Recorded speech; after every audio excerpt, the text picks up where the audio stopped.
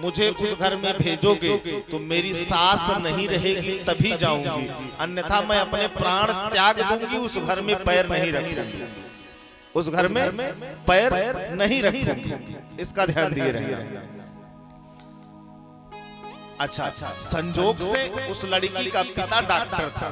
क्या था तिवारी जी? डॉक्टर था। अब अपने पिता से बोली कि पिताजी कुछ करो आप। पिता बोला देख तेरी सास तो अभी ज्यादा उम्र की नहीं, 40-45 साल है और इसको जीना अभी 60 साल तक है, 35 साल तक तू मायके में बैठी रहेगी। अच्छा, और तू 2 महीने रहेगी तो लोग पूछना चालू कर देंगे कि मुझे लग रहा है मन से दुआ छोड़ दिया, यहीं पड़ी है। उनके जिसकी बेटी है उसको भारी नहीं पड़ेगा, लेकिन अगल बगल वाले क्या बात यह हो अब ढेर दिन से आई कहीं नहीं पड़ी। अरे भैया उसकी मर्जी है, वो आके पड़ी है, उसके पति ने उसको आराम दे रखा है, वो आकर के रह रही है अपने माता पिता के घर, वही तुमसे क्या मतलब है। लेकिन ये संसार है, दूसरे के बीच में महाराज जरूर अपनी टांग फंसाएंगे, और चाहे वो बेचारी खुशी खुशी ही आके रह रही है, लेकिन हहोरा मार देते हैं। उस पिता ने कहा कि बिटिया तू इतना दिन रहेगी तो ये समाज मुझे जीने नहीं देगा। तो बोली कुछ करो, आप डॉक्टर हो, कोई जहर दे दो, मैं जा रही हूँ अपनी सास को दे दूंगी और वो खाकर मर जाएगी, मेरा साम्राज्य हो जाएगा।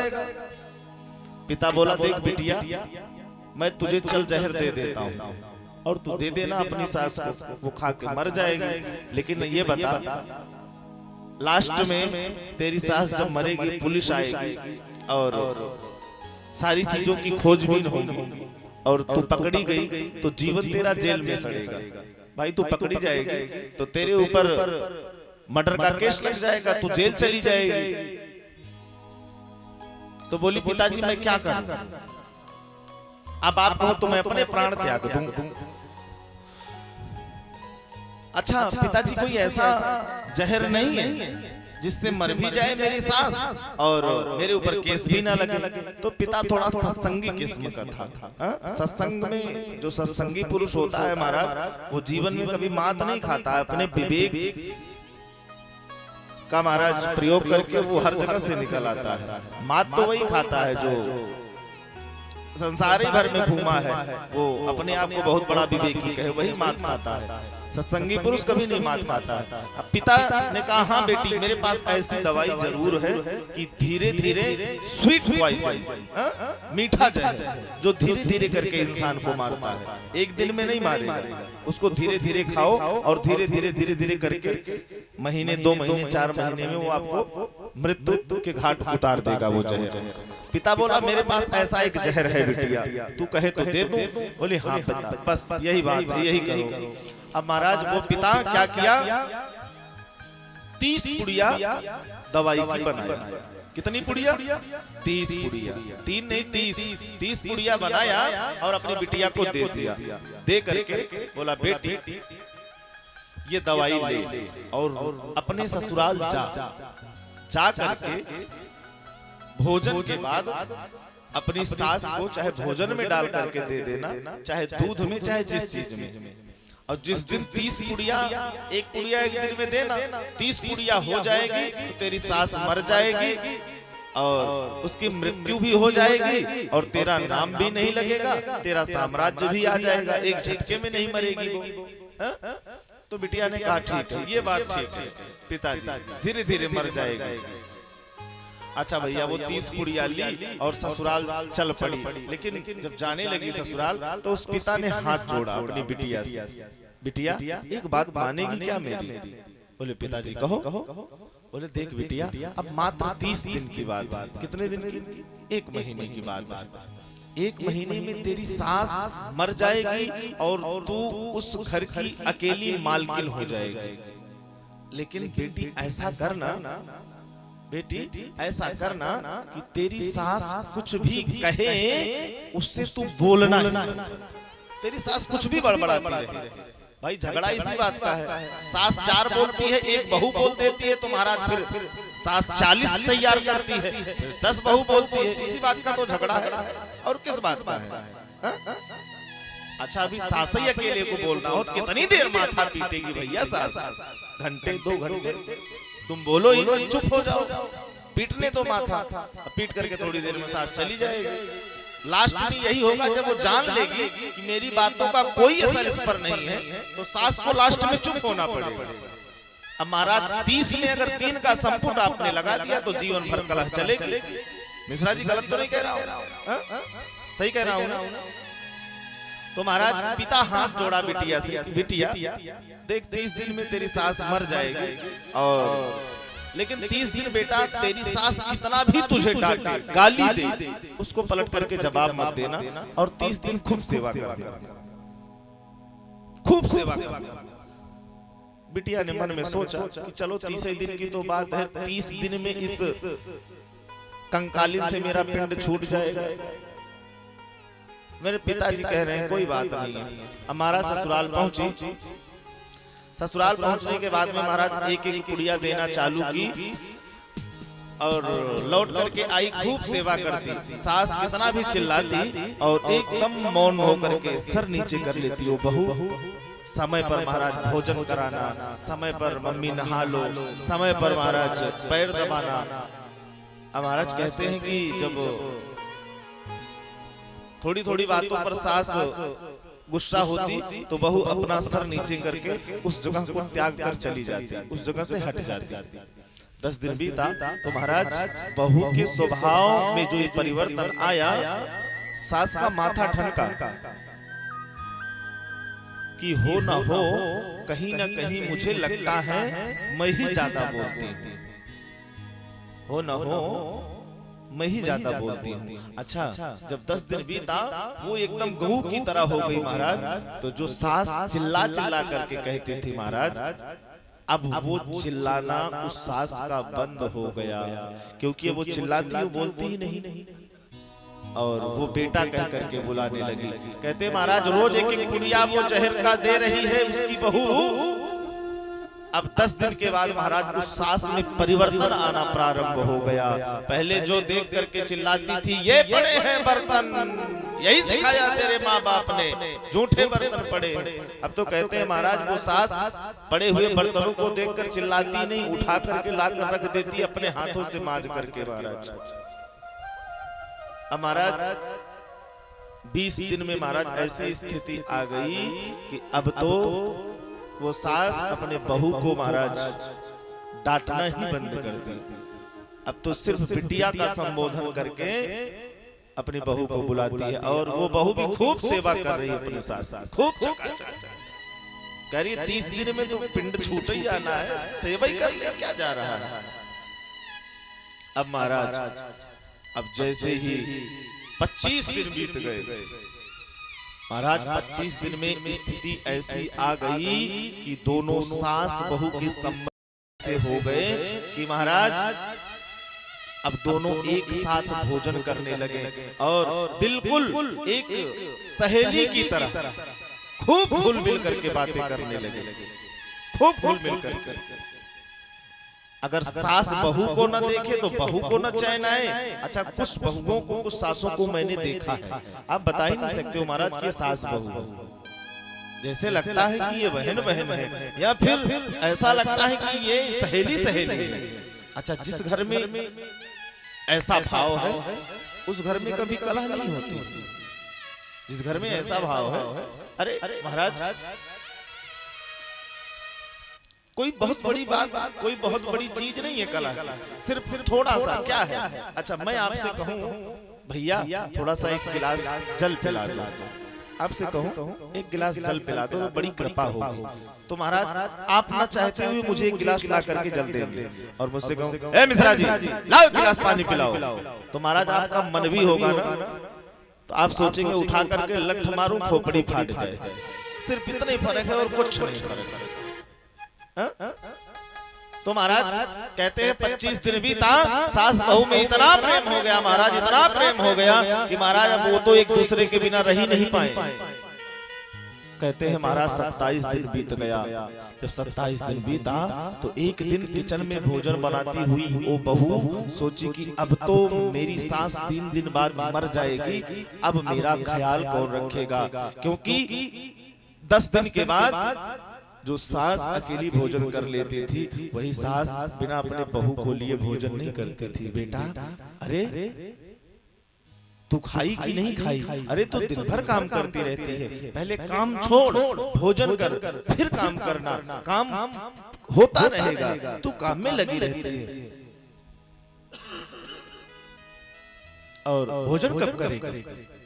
इस प्रकार से महाराज वो सास अपने बहू का ख्याल रखने लगी। अब 3 दिन बचे तो उस बहू को अपने सास की आदत लग गई और वो मन में सोचती है कि अगर अब मेरी सास नहीं रहेगी तो मेरा ख्याल कौन रखेगा।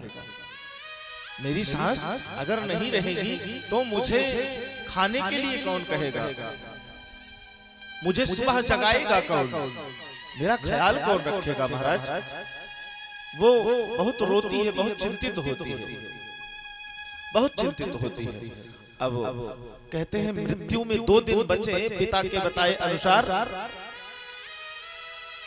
लौट करके अपने पिता के घर गई, अपने पिता के चरणों में गिर गई, बोली पिताजी मुझसे बहुत बड़ा अपराध हुआ है। अरे अब तो मैं 27 दिन अपनी सास को दवा खिला चुकी हूँ, 3 दिन बाद मेरी सास मर जाएगी। पिता के चरणों में गिर गई, बोली पिताजी अगर आप एक कृपा कर दे तो बड़ी मेहरबानी होगी, मेरी सास को बचा लीजिए। अगर मेरी सास नहीं रहेगी, अगर मेरी सास मर गई ना तो मैं अनाथ हो जाऊंगी, मुझसे इस जीवन में कोई किसी का सहारा नहीं बचेगा। मैं अपने सास से बहुत प्रेम करने लगी हूँ, मैं नहीं रह पाऊंगी अपने सास के बगैर। पिता ने कहा अब तो कुछ नहीं हो सकता है, अब 3 दिन बचे हैं, तेरी सास की मौत होने वाली है। महाराज वो बहू गिड़गिड़ाती है, अपनी सास का प्यार सोच सोच करके गिड़गिड़ाती है। महाराज कहते पिताजी कैसे भी करके बचा लो मेरी सास को, मैं नहीं मारना चाहती हूँ अब। बोले बेटी एक दिन तो तू कह रही थी कि मेरी सास जिस घर में रहेगी उस घर में मैं जाना ही नहीं चाहूंगी, और आज तू कह रही मेरी सास को बचा लो।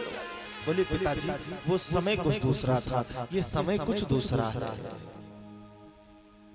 महाराज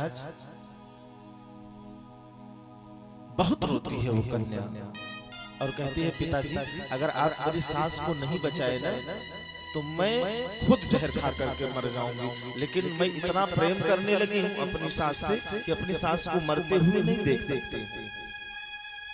जब इस प्रकार की बात उस कन्या ने कहा तो पिता मुस्कुराया, बोले बेटी तू घबरा मत, वो जो मैंने तुझे जहर की पुड़िया दी थी वो कोई जहर नहीं था, वो तो सिर्फ चूरन चटनी थी और वो तेरी सास ने खाया है, उससे उसकी मौत नहीं होगी। महाराज सिर्फ और सिर्फ मेरा कहने का तात्पर्य सिर्फ विचारों की लड़ाई है और किसी चीज की नहीं। थोड़ा सा सांस अपनी ऐंठ को बंद कर दे और थोड़ा सा बहू भी संस्कारी बन जाए, सास बहू भी कभी जीवन में झगड़ा होगा ही नहीं। होगा क्या? एक बार दोनों हाथ उठाओ और क्या कहोगे? बोल गए क्या कहोगे? राधे राधे राधे राधे। तो सिर्फ विचारों की लड़ाई है भैया और कोई लड़ाई नहीं है। अब देवकी मैया ने देखा कि इतनी बहुएं चली आ रही थी, महाराज देवकी मैया गिरी और बेहोश हो गई। अब देवकी मैया के ऊपर जल छिड़का गया, देवकी मैया के ऊपर जल छिड़का गया, देवकी मैया को होश आया। अब जब होश आया तो महाराज बोली बेटा कौन? बोले मैया ये सब तुम्हारी बहू है, घबराओ मत, हर एक घंटे में तुम्हारी पैर दबाने वाली ला दिया हूँ मैं, भिजाओ खुद गोड़। अच्छा कुछ कुछ माताएं होती हैं बड़ा उनको आनंद आता है पैर में जाने में और वो बस ही नहीं करती हैं, मीजते रहो महाराज, मीजते रहो। मैंने देखा है बहुत से बहुओं का महाराज क्या हाल होता है, मीजते रहो। अब कदाचित 4 बहुएं हैं तो वो सिस्टम लगा रखी है चारों से पैर दबाएंगे। अच्छा ये तो बहुओं को करना चाहिए, लेकिन ऐसी ऐसी सासुएं भी हैं कि चारों से भिजवाओ तू 8 बजे आओ, तू 9 बजे आओ, तू 10 बजे लास्ट वाली 11 बजे आए, गोड़ दबाई जाए नहीं सुबेरे अपन खैर जानू जी। अरे आप थके हो तो पैर दबवाओ, एक सांस के लिए कह रहा हूं, लेकिन बहुओं को करना चाहिए सेवा। अगर आप अपना कल्याण चाहती हैं, अपने घर का पितृ दोष मिटाना चाहती हैं, तो अपने सास और ससुर की सेवा अवश्य अवश्य अवश्य करें, नहीं तो जीवन भर आप ठोकरें खाएंगे और कुछ नहीं होगा। महाराज 16,100 कन्याओं को लेकर आए, अब भगवान के कितने विवाह हो गए? तिवारी वाह भाई परीक्षित जी, एक बार परीक्षित जी के लिए ताली बजाओ जोर से भैया। 16,108 विवाह हो गए भगवान। भगवान ने विश्वकर्मा को आदेश दिया कि सबके लिए एक एक शयन कक्ष, एक एक पाकशाला का निर्माण कर दो, एक एक शयन कक्ष, एक एक पाकशाला का निर्माण कर दो। महाराज विश्वकर्मा जी सबके लिए एक एक शयन कक्ष पाकशाला तैयार कर दिए और सब बड़े प्रेम से भगवान के राज्य में रहते हैं और सब की प्रीति भगवान के चरणों में खूब बनी। आइए हम और आप भी चलें एक छोटे से भजन के माध्यम से ठाकुर जी के चरणों में। क्या कहें? हो मेरी लगी श्याम संग प्रीत की दुनिया क्या जाने, लगी श्याम संग प्रीत क्या कहना है? सभी लोग गाइएगा, ऐसे नहीं। आप गाओगे कि नहीं? अच्छा गाओगे मेरे साथ कि नहीं? हो मेरी लगी श्याम संग प्रीत दुनिया क्या जाने, मेरी लगी श्याम संग प्रीत दुनिया क्या जाने, मेरी लगी श्याम संग प्रीत दुनिया क्या जाने, मेरी लगी श्याम संग प्रीत दुनिया क्या जाने, मुझे मिल गया मन का में दुनिया क्या जाने, मिल गया मन का दुनिया क्या जाने, क्या जाने रे कोई क्या जाने, क्या जाने कोई क्या जाने, क्या जाने रे कोई क्या जाने, क्या जाने कोई क्या जाने, मेरी लगी श्याम संग प्रीत दुनिया क्या जाने, मेरी लगी श्याम संग प्रीत दुनिया क्या जाने। हरि बोल।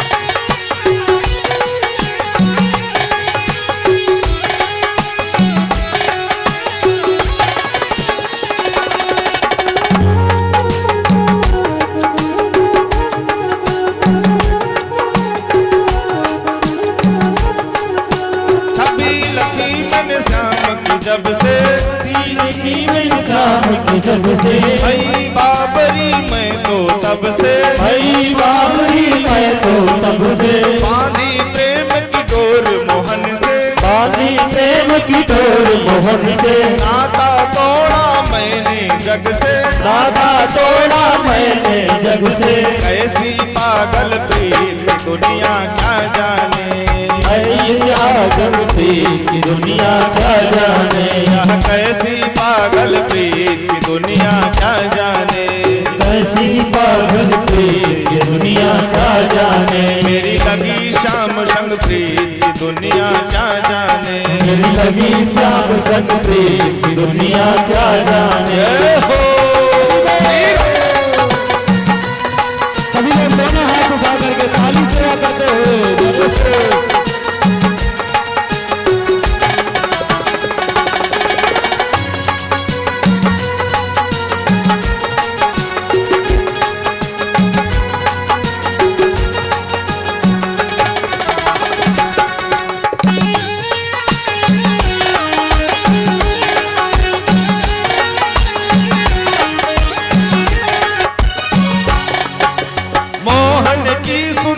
सूरतिया, मोहन की सुंदर सूरतिया, मन में बस गई प्यारी मूर्तिया, मन में बस गई प्यारी मूर्तिया, लोग कहे मैं तो भई बाबरी, तो भई बावरिया, जब से ओढ़ी श्याम चुनरिया, जब से ओढ़ी श्याम चुनरिया, छोड़ी जग की रीत दुनिया क्या जाने, मैंने छोड़ी श्याम संग प्रीत की दुनिया क्या जाने, मैंने छोड़ी जग की रीत दुनिया क्या जाने, मेरी लगी श्याम संग प्रीत ये दुनिया क्या जाने।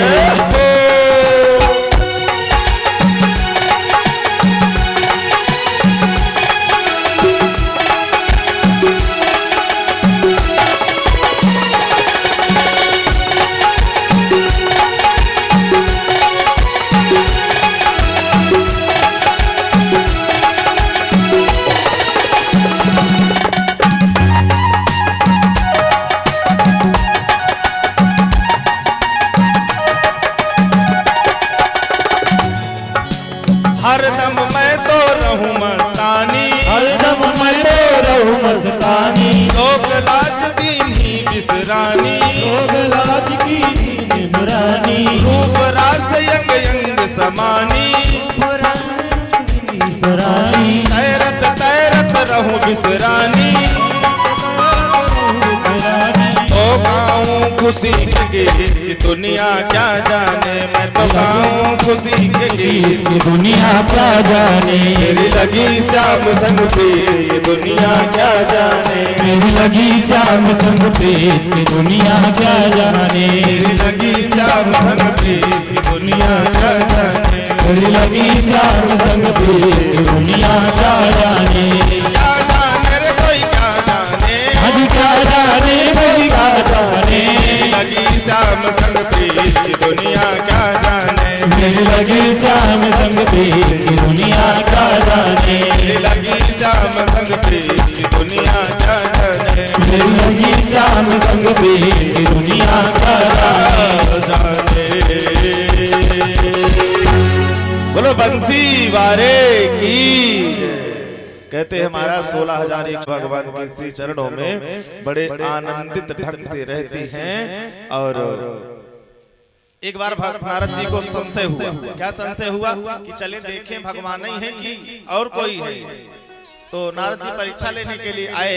बोले अगर भगवान होंगे तो महाराज कण-कण में भगवान का वास है, अगर इंसान होंगे तो 16,108 रानियों को कैसे ये संभाल पाएंगे। आकर के देखे नारद जी, देखते हैं तो महाराज आकर के रुक्मणी जी के महलों में गए। देखे तो भगवान रुक्मणी जी के साथ बैठे हुए थे। भगवान को प्रणाम किए। सबसे पहले भगवान द्वार पर ही मिले। भगवान समझ गए कि नारद जी को संशय हो गया। भगवान के ऊपर संशय किया नारद जी ने। नारद जी आकर द्वार पर खड़े हुए थे। भगवान ने वहीं से स्वागत किया, देवर्षि आइए। अब महाराज बोले ठीक है प्रभु।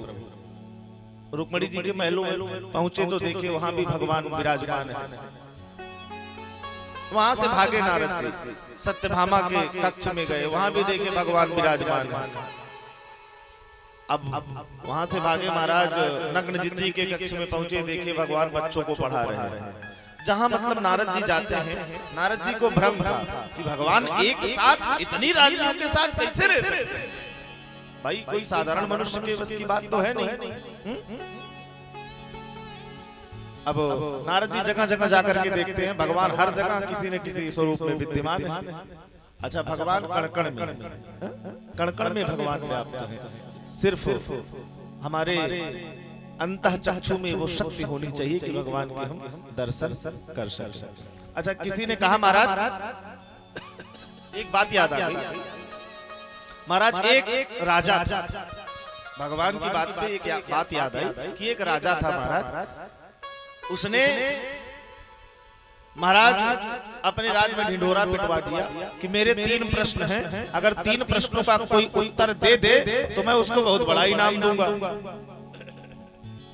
बोले पहला प्रश्न मेरा ये है कि भगवान, बहुत ध्यान से सुनिएगा, कुछ लोग कहते हैं कि भगवान कहाँ है कि नहीं है, एक है कि अनेक है। इसी प्रकार से एक राजा का प्रश्न। उस राजा ने पहला प्रश्न किया कि भगवान एक है या अनेक है, एक है या अनेक है। अच्छा अच्छा, अगर भगवान है तो करता क्या है? भगवान है तो करता क्या है महाराज? और तीसरा प्रश्न राजा ने ये किया कि भगवान किस भांति प्राप्त होते हैं? भगवान किस भांति प्राप्त होते हैं महाराज? भगवान का काम क्या है? भगवान के स्वरूप कितने हैं और भगवान की प्राप्ति कैसे होती है? तो महाराज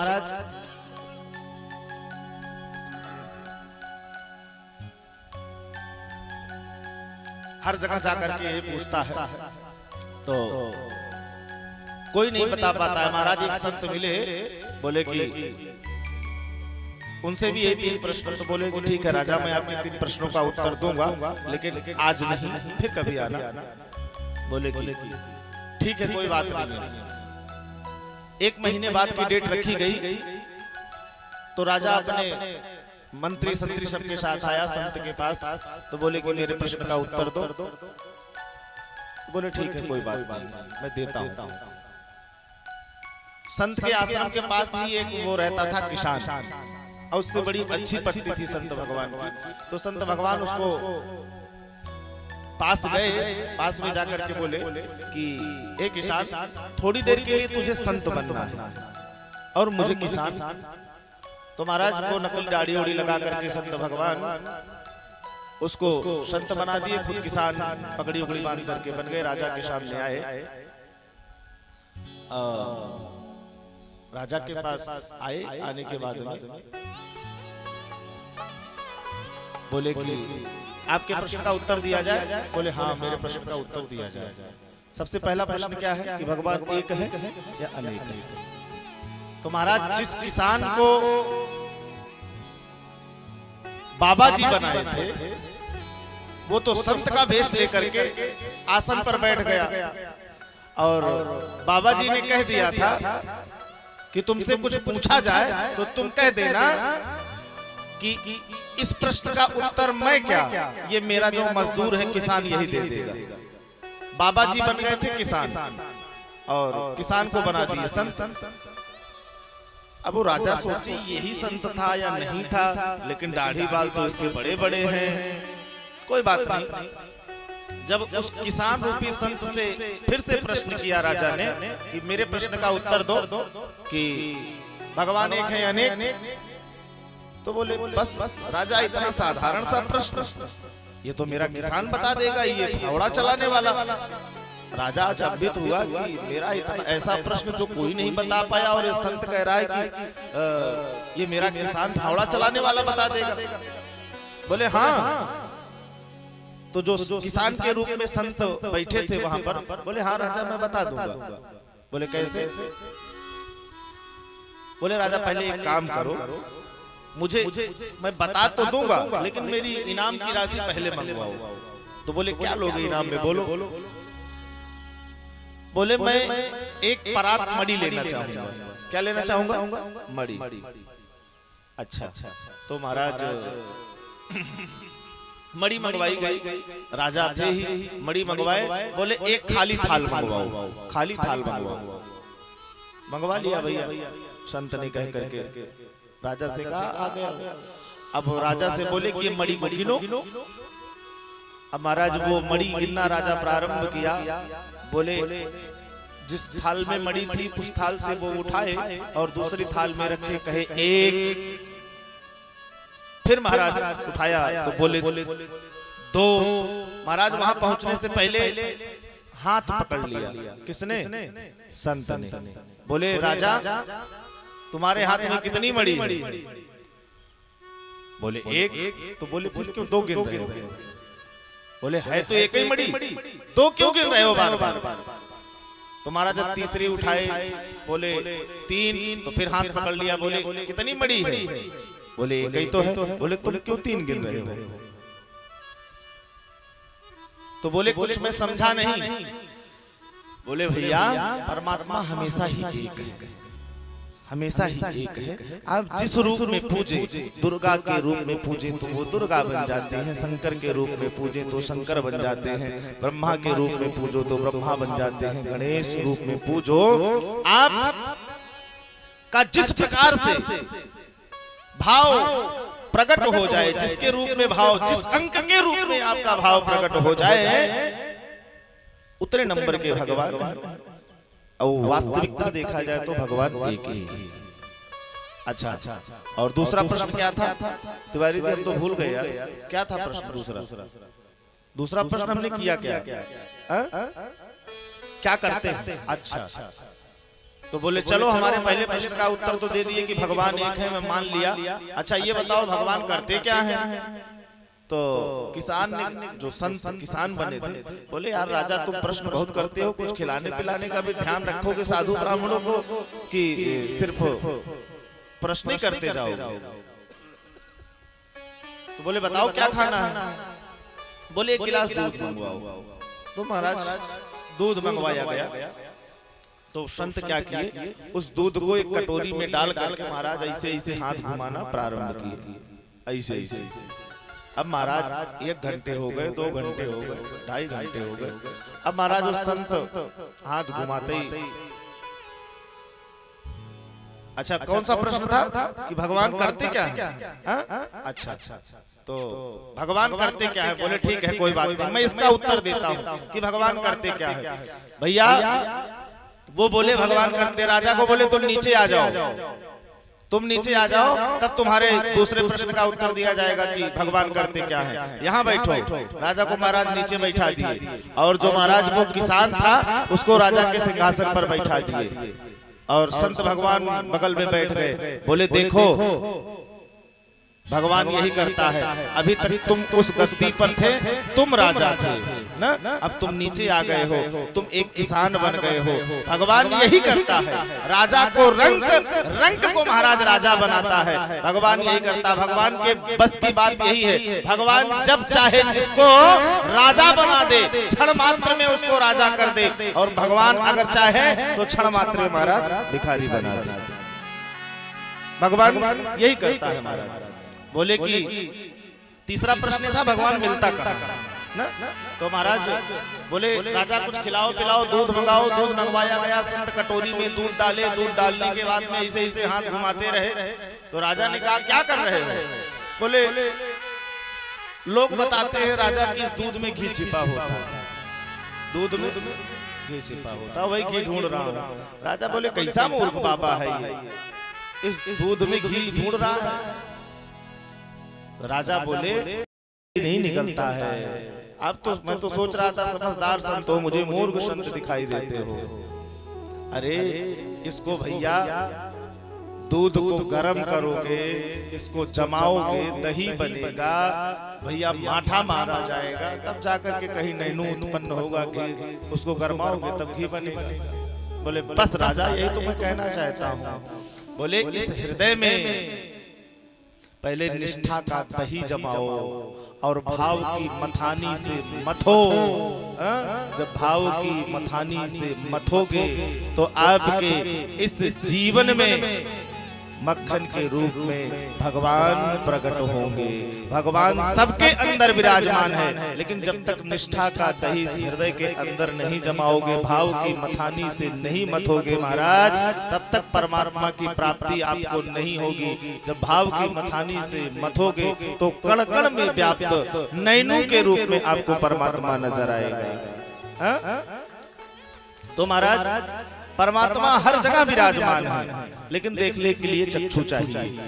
वही संत भगवान कहते हैं कि परमात्मा हर कण कण में, लेकिन कहते हैं महाराज कल भी बता रहा था कि प्रहलाद नरसिंह बसे प्रतिखंभन में, पर काढ़न को प्रहलाद कहाँ। आज भी नरसिंह खंभे से प्रकट होते हैं, लेकिन प्रहलाद की जैसे भक्ति होनी चाहिए।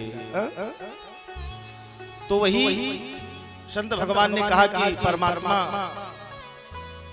एक ही रूप है, परमात्मा का कार्य है राजा को रंग बनाना, और परमात्मा कण कण में व्याप्त है। भैया जब इस प्रकार से नारद जी आए, आकर के देखा, उनका संशय दूर हुआ महाराज, और कहते हैं कि अब भगवान की एक बड़ी सुंदर लीला है। कौन सी लीला है? भगवान के एक सखा है। एकस्यासी सखा कश्चित् ब्राह्मणो ब्रह्मवित्तमा विरक्त इंद्रियार्थेषु प्रशांतात्मा जितेंद्रिय। बोले भैया, भगवान जब उज्जैन गए थे सांदीपन मुनि की यहाँ शिक्षा ग्रहण करने, तो भगवान की मित्रता हुई थी एक ब्राह्मण बालक सुदामा से महाराज।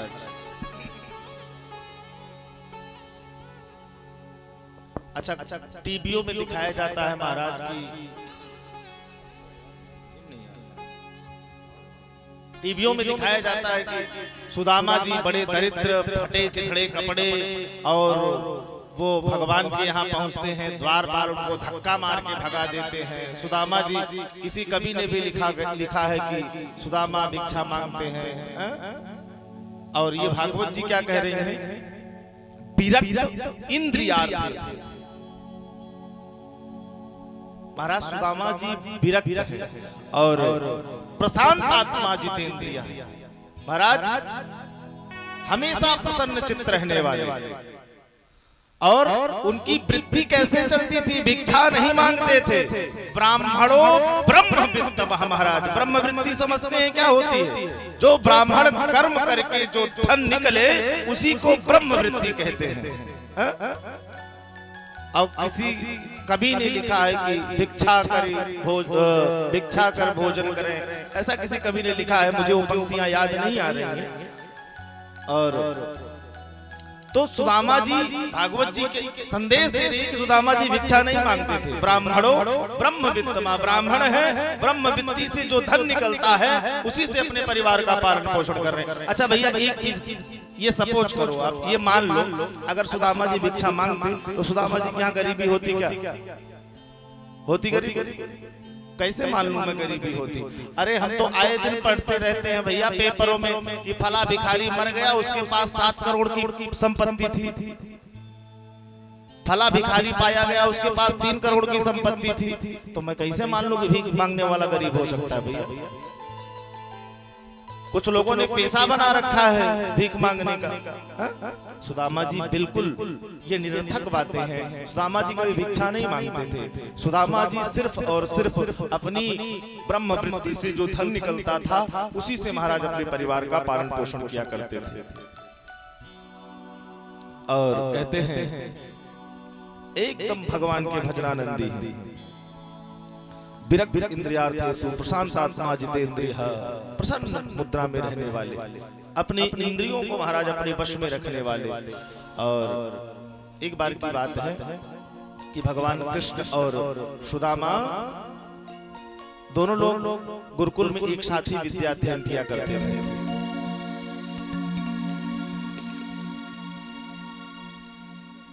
कहते हैं एक बार बहुत बारिश हुई, गुरुदेव ने कहा सुदामा और कृष्ण से, अच्छा ये भागवत की कथा नहीं है, ये गर्ग संहिता की कथा है। अच्छा, गर्ग संहिता की कथा को इसलिए मैं मान्यता देता हूँ कि यदुवंशियों के पुरोहित कौन थे? गर्गाचार्य जी थे।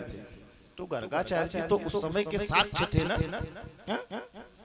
गर्गाचार्य जी भगवान कृष्ण ने क्या क्या लीलाएं की, सारी चीज उनके सामने ही तो हुई है। गलत तो नहीं कह रहा हूँ? गर्ग संहिता की कथा है। कहते हैं कि कृष्ण और सुदामा जब गुरुकुल में पढ़ा करते थे, एक बार बरसात हुई, गुरुदेव ने कहा कि जाओ मेरे हवन हेतु समिधा चुन करके जंगल से लाओ। अब ये दोनों लोग जंगल में गए समिधा चुनने के लिए, और गुरु माता ने थोड़ा थोड़ा इनको चने दे दिया खाने के लिए। क्या दे दिया? चने दिया महाराज खाने के लिए। और इस चने को लेकर के महाराज कृष्ण और सुदामा दोनों लोग जंगल में लकड़ी चुनने के लिए गए। और कहते हैं वहां बरसात और होने लगी। जब बरसात ज्यादा होने लगी तो वहीं पर रुक गए। जब बहुत देर हो गई, बरसात बंद हुई।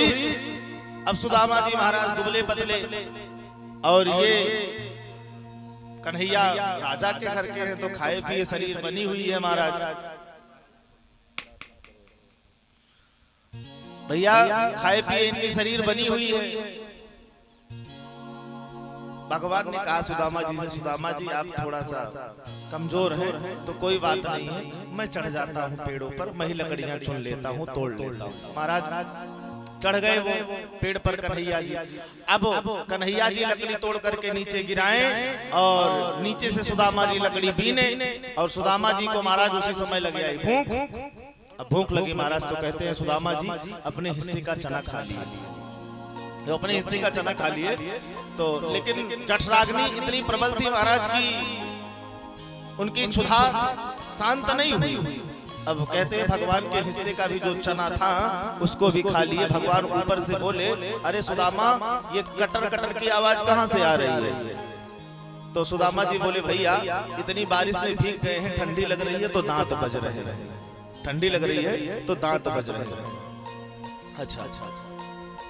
भगवान लकड़ियों को तोड़कर नीचे आए, बोले सुदामा आप तो भूख लगाई है, जो गुरु माता ने मेरे हिस्से के चने दिए हैं लाओ हम खा लें। अब महाराज सुदामा जी बोले, भैया चने तो मैं खा लिया। भगवान को यहाँ पर क्रोध आ गया, भगवान को क्रोध आ गया, और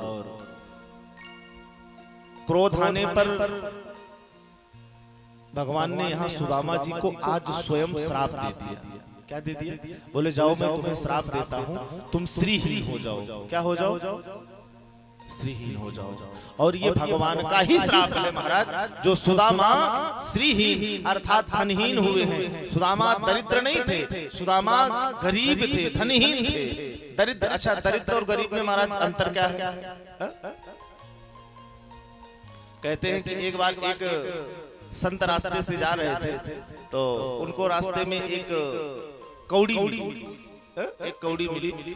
तो उन संत ने कहा कि जो इस संसार का सबसे दरिद्र आदमी होगा उसी को मैं कौड़ी दूंगा। तो कहते हैं कि रास्ते से जा रहे थे तो सामने से एक राजा अपनी सेना को लिए हुए चला आ रहा था और आवाज आ रही थी, मारो काटो मारो काटो। संत ने उसकी सवारी रोकी, कहाँ जा रहे हो भैया? बोले दूसरे देश के राजा पर चढ़ाई करने जा रहा हूँ, वो कमजोर राजा है, उसको जीत करके उसका राज्य अपने राज्य में मिला लूंगा। तो उन संत ने क्या किया महाराज, वो कौड़ी निकाली और राजा के हाथ पर रख दिया। बोले ये मैं तुमको दान करता हूँ। बोले मुझे क्यों? बोले कि मैंने यही सोचा था कि जो सबसे दरिद्र आदमी मिलेगा मैं उसी को दान करूंगा। बोले भैया दरिद्र कौन है? बोले जिसके पास खूब धन हो और उसको संतोष ना हो। जिसके पास संतोष नहीं है महाराज, धन खूब भरा हो, चकाचक, कमी किसी चीज की ना हो, लेकिन हाय हाय हाय हाय, उससे बड़ा दरिद्र संसार में कोई नहीं, वही दरिद्र है। अच्छा गरीब कौन है महाराज? जिसके पास धन का अभाव वही गरीब है, वही गरीब है और कोई गरीब दूसरा थोड़ी नहीं। तो महाराज सुदामा जी गरीब हैं और ये श्राप भगवान कृष्ण का ही दिया हुआ है, इसीलिए उन्हें श्रीहीन होना पड़ा। महाराज वो श्रीहीन हो गए और कहते हैं कि विद्या अध्ययन करके सुदामा जी अपने घर को चले गए और भगवान कृष्ण अपने घर के लिए चले आए। अब इधर महाराज समय व्यतीत होने के बाद में क्या हुआ कि इधर भगवान की 16,108 विवाह हुए और सुदामा जी ने भी एक विवाह किया। इनकी पत्नी का नाम सुशीला है महाराज। कहते हैं कि भगवान कहते हैं कि भगवान का श्राप है और श्रीहीन हो गए। ब्रह्मवृत्ति से महाराज घर चलाते हैं। ब्रह्मवृत्ति से कितने दिन घर चलता है महाराज? अच्छा जो आपके यहाँ पुरोहित कर्म करता है, जो भी पुरोहित कर्म करने आता है, 500 घर की यजमानी होगी। मुझे तो नहीं लगता कि हर घर से कोई न कोई हर महीने सत्यनारायण की कथा करता होगा। भैया सालों बीत जाते हैं तब एक घर में जाकर सत्यनारायण की कथा होती है। कभी आपने सोचा है कि एक जो पुरोहित कर्म करने वाला ब्राह्मण है वो अपने जीविकोपार्जन अपना कैसे करता है? अपने जीवन को कैसे चलाता है? महाराज शादी विवाह 12 महीने होते हैं क्या? जब लगन आई तो शादी विवाह हुए। सत्यनारायण की कथा कई लोग सालों बीत जाते हैं फिर भी सत्यनारायण की कथा तक नहीं सुनते हैं। तो कभी आपने ये थोड़ी सोचा है कि जो हमारा पुरोहित है उसका जीविकोपार्जन कैसे होता है? कभी सोचा? तो महाराज सुदामा जी के घर में बहुत गरीबी है। कहते हैं कि ठीक से बर्तन भी नहीं है कि उस बर्तन में बना करके ये भोजन भी कर ले। अहो भाग्य हमारा कि हमारे शिक्षा गुरु जिनके चरण शरण में रह करके मैंने विद्या अध्ययन किया, परम आदरणीय शारदा प्रसाद तिवारी जी रमगढ़वा से आए। एक बार जोरदार ताली बजाएं इनके लिए। और आज मैं कृतार्थ हो गया कि जिनसे मैंने शिक्षा ली है, बड़ी अद्वितीय कृपा। कहते हैं गुरुदेव भगवान के दर्शन हो जाना ही सबसे बड़े सौभाग्य की बात है। और आपका तो बड़ा स्नेह हमारे ऊपर बचपन से रहा है, बड़ा प्रेम करते थे गुरुदेव हमें। और कभी गुरुदेव कोई भी सब्जेक्ट पढ़ाते थे तो बड़ी निष्ठा और इनके समझाने की जो प्रक्रिया थी कि एक छोटा बच्चा भी हो तो उसके भी दिमाग में घुस जाए। तो गुरुदेव हमें संस्कृत भी पढ़ाए हैं, हमें इंग्लिश भी पढ़ाए हैं। और आप बचपन के हमारे, मैं इंटर तक हमारे शिक्षा गुरु रहे हैं। और अहो भाग्य हमारा कि आपका ये दास आपको कथा सुना पा रहा है, तो बड़ी कृपा है जो गुरुदेव ने दर्शन दिया। एक बार मैं चाहूंगा कि आप पुनः जोरदार ताली बजाएं। सौभाग्य मेरा। तो भैया कहते हैं सुदामा जी के घर में निरीह बहुत गरीबी है।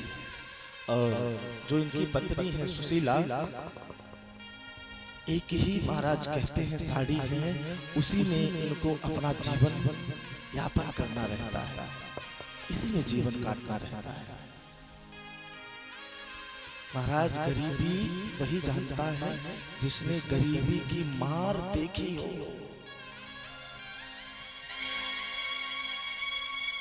कहते हैं आपके घर में अन्न का एक दाना ना हो और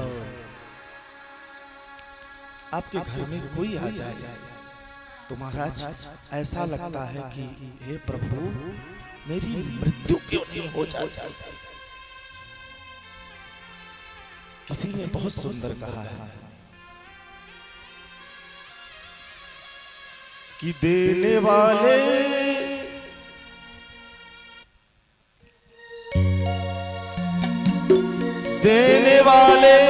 किसी को गरीबी न दे,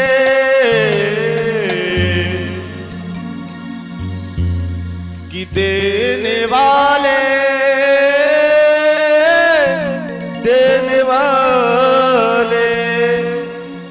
वाले किसी को गरीबी न दे, मौत दे दे मगर बदनसीबी न दे, मौत दे दे मगर बदनसीबी न दे। कहते हैं महाराज हे ठाकुर, जब गरीबी आती है तो कहते हैं कि गरीबी सबसे बुरी चीज है संसार की। और मैं तो इस व्यास पीठ से एक ही कामना कन्हैया से करता हूँ, ठाकुर जी से करता हूँ कि हे ठाकुर कभी इस संसार में किसी को गरीब मत बनाना। महाराज कहते हैं इतनी गरीबी है कि बच्चे भूख से रोते हैं। एक दिन महाराज समय ऐसा आया कि घर में अन्न का एक दाना नहीं है, बच्चे भूख से रो रहे हैं, लेकिन सुशीला इतनी विवेकवती है, महाराज कहते हैं चूल्हे पर वो एक पात्र में बटुली में महाराज सुशीला पानी चढ़ा देते हैं, नीचे से लकड़ियां समिधाओं को लगा करके उस चूल्हे को महाराज सुशीला जला देती हैं।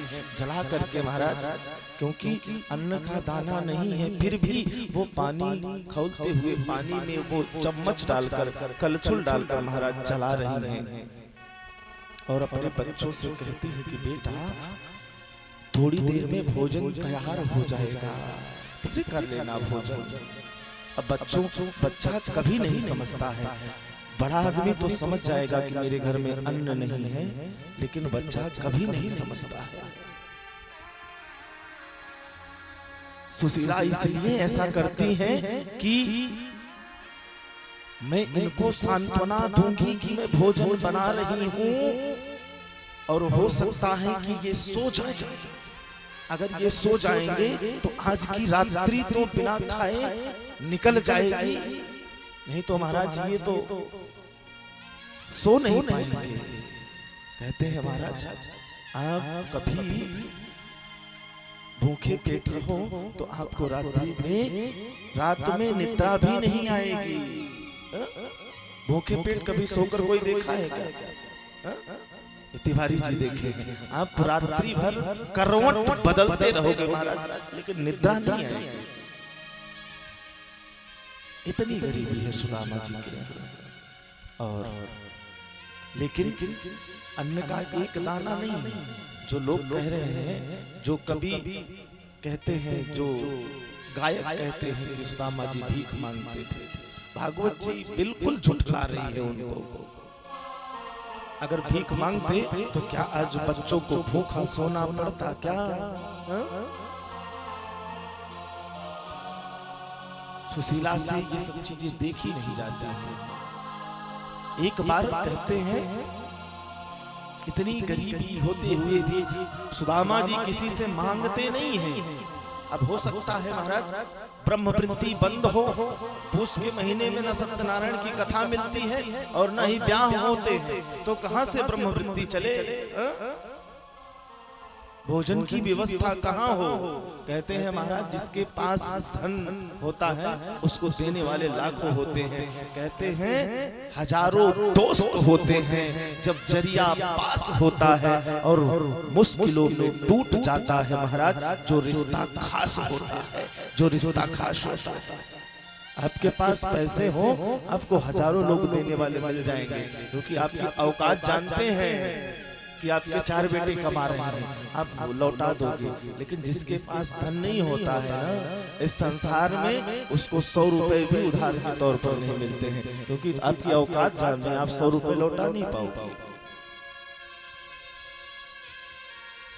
महाराज अगर आप कभी भी देखें आपके जेब में पैसे हैं, आप चाय पिलाने में सामर्थ्यवान है, तो महाराज आपको 4 लोग आपके आगे पीछे, और जिस दिन उनको पता चल जाएगा ना कि आप इस काबिल नहीं रह गए ना, तो आपको आता देख महाराज रास्ता काट देंगे, बदल देंगे कि चाय पिलाना पड़ेगा आपको। महाराज लेकिन सुदामा जी इतने स्वाभिमानी हैं, कभी किसी से मांगने नहीं जाते हैं, और सुशीला से ये चीज देखी नहीं जाती है। सुशीला रोती है बैठ करके, कहते हैं भगवान को दया आई, भगवान ही एक संत के रूप में आए और सुशीला से बोले कि सुशीला भिक्षाम देहि। सुशीला कहती है कि प्रभु आज तो मुझे बहुत बड़ा अपराध लगेगा, मेरे घर में तो कुछ है भी नहीं देने के लिए, क्या दे दूं आपको? मेरे पतिदेव की वृत्ति रुकी पड़ी है, घर में खाने के लिए नहीं है। कहते हैं संत ब्राह्मण कभी आपके दरवाजे आ जाएं तो उनको खाली हाथ नहीं लौटाना चाहिए। कभी भी कोई भी आप पुरोहित आ जाए, कोई ब्राह्मण आ जाए, कोई संत आ जाए, हाथ नहीं लौटाना चाहिए। और जब इतना बोली, भगवान बोले सुशीला क्यों चिंता करती हो? तुम्हारे जो पतिदेव हैं, उनके जो मित्र हैं, वो द्वारिकाधीश हैं और उनकी चरण शरण में जाएं, हो सकता है ये जो गरीबी की मार है इससे मुक्ति मिल जाए उनको। अपने पति से महाराज दूसरे दिन सुशीला कहने लगे कि हे पतिदेव, मैंने सुना है कि आपके मित्र द्वारिकाधीश है। बोले हाँ देवी हैं तो सही।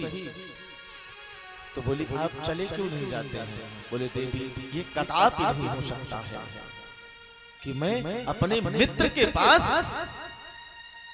जाऊं। अरे दुनिया क्या कहेगी कि सुदामा पर धन नहीं था तो अपने मित्र के पास महाराज मांगने के लिए चला गया। अगर मेरे दिन अच्छे होते तब तो मैं अपने मित्र से मिलने के लिए चला जाता, लेकिन अगर सुशीला तुम कहती हो कि मैं मांगने के लिए जाऊं, ये सुदामा अपना प्राण त्याग देगा लेकिन कृष्ण के पास कभी मांगने जीवन में नहीं जाएगा। सुशीला बहुत विवेकशीला पत्नी है, बहुत विवेकी है, बुद्धिमान है महाराज। बोली कि हे पतिदेव, हमने कब कहा कि आप मांगने जाओ? बहुत दिन हो गए, अपने मित्र से मिल तो आओ। कहते हैं 4 घरों से जाती है महाराज, 4 घरों से 4 मुट्ठी चावल लेकर के आती हैं और जानबूझ के लाते हैं। अच्छा, जिसने कभी मांगा ना हो जीवन में आपसे और वो पहली बार आपसे कहे कि हमें कुछ दे दो, तो महाराज मुझे तो नहीं लगता कि आप मना कर पाओगे। जिसने कभी नहीं मांगा है, अगर वो पहली बार आपसे जबान खोले तो महाराज मना करने में आपको संकोच तो लगनी चाहिए। अगर इंसान हो भैया, और अगर इंसान से आप आगे हैं तो फिर आप ही जान भैया।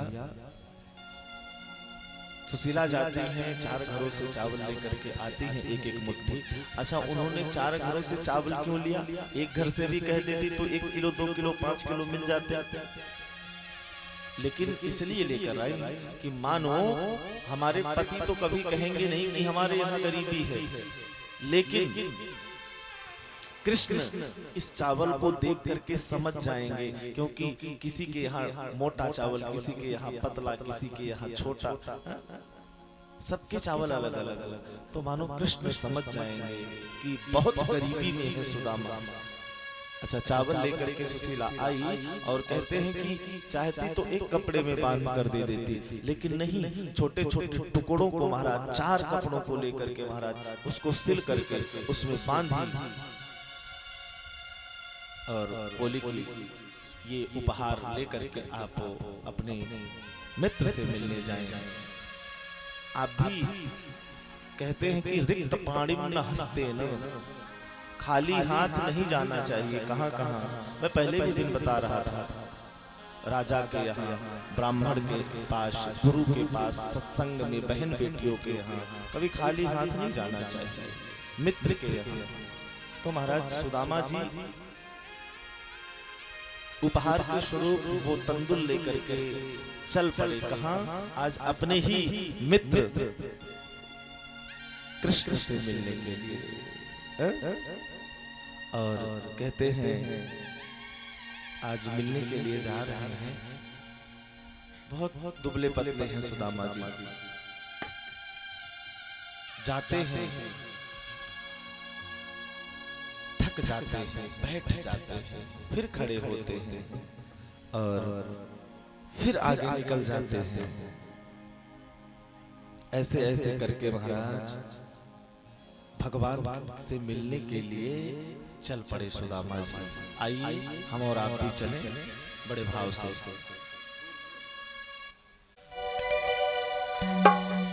दूर नगरी बड़ी दूर